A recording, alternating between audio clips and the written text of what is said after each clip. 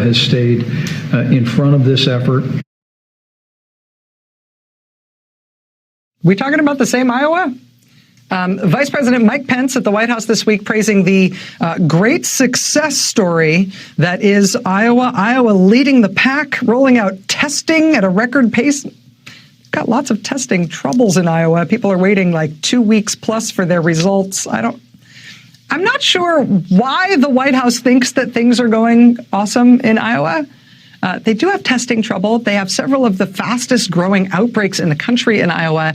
They did terribly with social distancing. They actually never did a stay-at-home order, and they have lots of, don't take it from me. I will say the local press in that part of the country itself appears mystified by this characterization from the White House that Iowa's doing great. The Quad City Times out of eastern Iowa ran with this headline, quote, Pence calls Iowa success story as virus-related deaths and hospitalizations climb.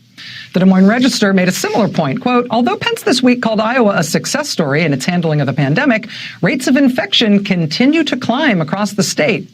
One columnist with the Omaha World in Nebraska simply tweeted a picture of that success storyline from Pence with this as her caption, are we in the upside down?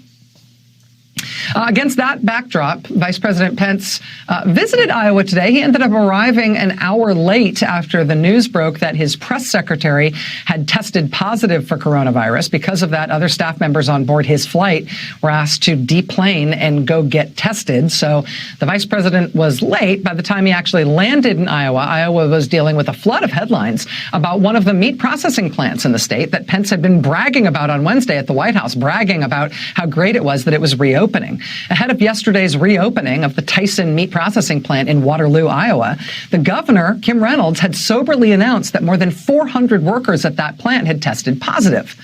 That was yesterday. Today, as Pence was finally belatedly landing, the state was grappling with headlines about the fact that it's not actually 400 workers from that one plant, like the governor said just yesterday. Turns out to be more than 1,000 workers at that one plant in Waterloo, Iowa, who have become infected. More than 1,000 workers from one plant. That's not to mention their families, their community contacts, nothing. Just the workers, over 1,000 cases, one plant. Iowa. More than doubled since the governor's sober assurances yesterday. For whatever reason, the White House seems very invested in lauding Iowa as a great success story.